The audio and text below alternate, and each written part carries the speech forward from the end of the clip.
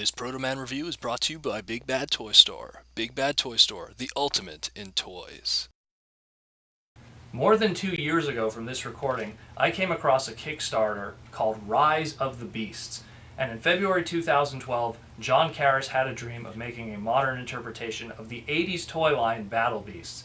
And even though the Kickstarter did get funded in the end, through the drama and all the little problems that can't come about of designing toy lines back then, it didn't happen. But during those 2 years up until this point, a lot has changed in the third-party market and a lot of ways how toys are being put out today. And so Jon Karis' dream became a reality, and now we have a rise of the beast today.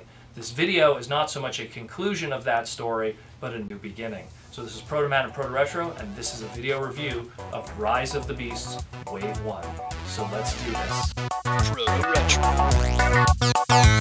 So before I begin, I want to go into a little history lesson of what Rise of the Beast was and why it was such a big deal.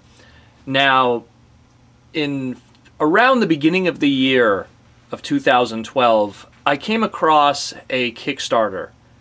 And it was a Kickstarter that was trying to promote a modern interpretation of the Battle Beast toy line. Now keep in mind, in 2012 there was no modern interpretation of the Battle Beast toy line. There was no Beast Saga, and Mini-Mates didn't have the license yet. So being someone who was extremely in love with that original toy line, one of my favorite toy lines as a child growing up, let's just say there was a lot of sandbox adventures with Battle Beast toys, I fell in love with it, and Jon Karis' Rise of the Beasts idea. And so I backed it to the max and really wanted to get in on this. But unfortunately, even though Rise of the Beasts did end up getting funded, through a lot of the complications that arise with any toy line that's being made third party, a lot of issues happen with the factory, plastic costs, articulation, everything. And Jon learned the harsh reality that we all encounter when it comes to third party. But Jon, being a great guy that he is, he promised everyone who backed it that there will be no charge, even though it got funded, but everyone will still get a free Golden Lion. That was pretty cool of him. And we thought it was kind of the end of Rise of the Beasts from there. As time progressed in 2013 and 2014, we saw Mini-Mates get the Battle Beast license, and then Takara doing a true Battle Beast sequel in Beast Saga. So you would have thought from that point on that Rise of the Beasts would really have no purpose in this day and age today because of those two entries. But Jon didn't believe that. Jon believed that his vision, his dream, could still become a reality, and that Rise of the Beasts, figuratively speaking, would rise. And that leads us to November 15th, where Rise of the Beasts went live and his toys became a reality. Now, 2 years later, much smarter, much more understanding of how the market is today, and with a lot better looking figures than were even originally planned, just through the modern engineering of how third party, even itself as a whole, being a Transformer fan who deals with third party, how everything evolved from that point in 2012. And we have today Rise of the Beasts, the entire line, for the moment. So here's what is available at the moment right now at the store. You have two figures that were planned, the Rhino and the Scorpion, and we'll get into that. We'll move our little Matrix Optimus for now. So they come in little baggies in single color waves, color completely, your call. But we're going to go a little bit into history too. So first one we got is the Rhino. Now the Rhino's third party name is Gaamik, maybe Gimmick. And he is a throwback to Rocky Rhino from Battle Beast era. And I'll bring in the Beast Saga version too. Now, these figures have articulation at the shoulders, at the hip, and at the head. So already a little more than the original Battle Beast toy. And like an original Battle Beast toy, it could even hold the original weapons, which is pretty darn cool that it could still do that. So If you pick up a bag of Battle Beast weapons, you are good to go. Not included, though. Straight up the figure. But what do you expect for $7 and a fully painted figure? Pretty cool.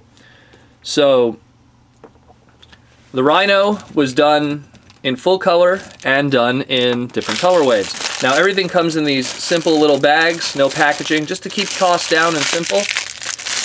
And so I also got the Flesh Tone, made of the same plastic that is used for the color one, but in a flesh color.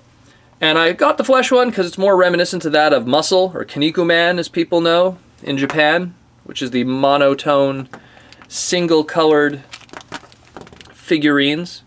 So you got the two like that, and that's pretty awesome. It's nice to see that that happened. He is going to definitely join the other beasts on my shelving. Now the next one was the Scorpion. Now, in Battle Beast there never was a Scorpion, so this is an original character. And his name is Cahriv. At least I hope I'm pronouncing that right. I'm going to put the spelling at the bottom for all of these, just in case I'm not reading these correctly. And Cahriv was a Scorpion. He has articulation also at the shoulders, at the waist, at the head, and oh hey, even at the butt for his stinger, which is pretty cool. Now he doesn't really throw back to anything too much. I like to say that because of his aesthetic look and coloring somewhat, and even the one eye, I want to say that it's a little bit like Blitzkrieg Bat, maybe because he has the hook hand. But even when I was looking at him, I really got a vibe, and this is totally reaching, from Scissor Boy, aka the Power Pincer of Beast Wars. I don't know, maybe it's just me, maybe it's the claw thing, maybe it's the coloring, maybe it's just me. But when I was staring at him, that was the major vibe that I got from him. So he's a really cool one. Again, a lot of paint, and by design, unfortunately, cannot really hold the weapons. But that's just because of his big claws. But you know what? He's going to be clawing people anyways. And of course, I also got, as expected, the flesh one too, which really shows the details here and everything. Now there is other colors that are available, but some of them are through special means. Some of them are like, you know, mail-away exclusives. There was the color of the gold ones, the gold like chromed ones, the silver ones, all black, all in different prices, everything, all available at littlerubberguys.store. Envy. No, pretty much just go to riseofthebeast.com. That's the easiest way to get everything. But these look awesome. And thanks, Jon, for making this happen. We all thought that this was the end of a story, but it really was just the beginning. And now Rise of the Beasts has another chance. And I'm really looking forward to what's going to come. Hey, make a Killer Shark, because Killer Shark is awesome. Just, you know, to pad out the collection. Considering that the Minimates Beast, Battle Beast line pretty much folded, and Beast Saga is now complete and done in Japan, this is now the next continuation of your Beast enjoyment of the Battle Beasts line. So it continues on through Beast Saga in 2014 and into 2015 now.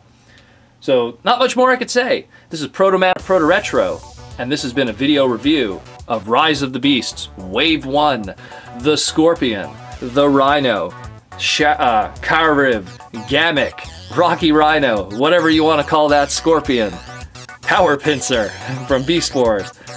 Either way, Rise of the Beast, check it out. It's out now. It's awesome. It's affordable. It's great quality. And it's here. So until then, guys, take care and roll out.